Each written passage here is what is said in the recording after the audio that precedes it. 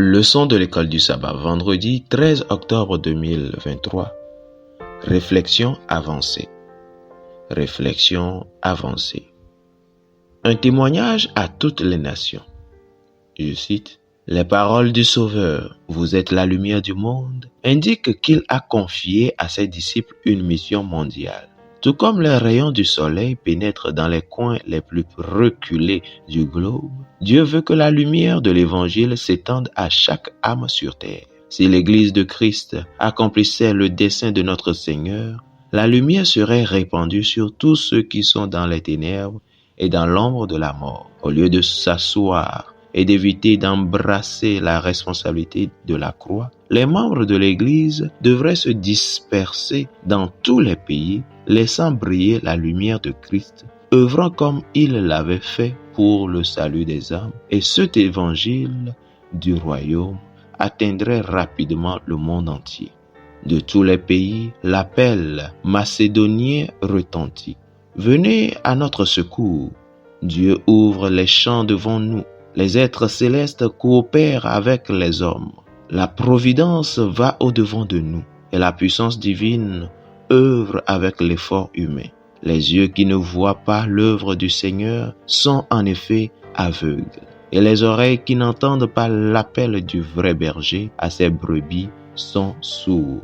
Certains ont entendu l'appel de Dieu et y ont répondu. Que chaque cœur sanctifié réponde maintenant en cherchant à proclamer le message qui donne la vie. Si des hommes et des femmes, dans l'humilité et la fidélité, prennent au sérieux leur œuvre donnée et désignée par Dieu, la puissance divine sera révélée dans la conversion de beaucoup à la vérité. Les résultats de leurs efforts seront merveilleux. Fin de citation. Ellen G. White, The Advent Review and Sabbath Herald, 14 novembre 1912. Discussion 1.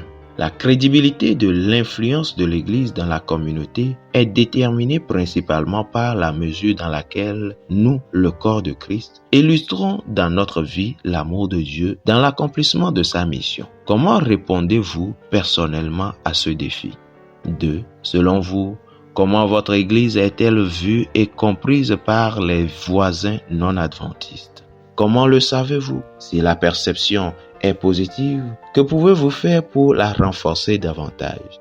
Si elle est négative, que pouvez-vous faire pour la changer? 3. Pourquoi est-il si important de garder l'Évangile éternel au centre de notre mission dans le monde? Quel autre espoir ultime pouvons-nous présenter à une personne où que ce soit sans se centrer sur la grande espérance que nous avons à cause de l'Évangile, la bonne nouvelle de ce que Jésus a fait pour nous à la croix. Fidèles auditeurs et internautes, que Dieu vous bénisse et vous garde, alors que vous avez accepté être des disciples pour apprendre de Christ, être transformés par ce que vous avez appris de Christ. Allez annoncer cette vie nouvelle que vous avez trouvée, découverte en Christ aux gens autour de vous, pour ainsi amener plusieurs à devenir des disciples vrais de Christ, annonçant la bonne nouvelle partout. N'oubliez pas le défi de cette semaine. Défi 1, priez tous les jours de cette semaine pour la communauté dans laquelle vous vivez. Dieu vous a placé là pour une raison. Défi 2, recherchez les données démographiques de votre région. Quel genre de personnes vivent autour de vous? Origine ethnique et religieuse, vieux, jeunes, pauvres, riches, langue parlée, etc. Demandez à Dieu de vous montrer comment vous pouvez être un canal de son amour pour eux. Que Dieu vous bénisse et qu'il vous garde alors que vous acceptez faire sa mission, relever ses défis dans cette nouvelle semaine au nom de Jésus. Amen.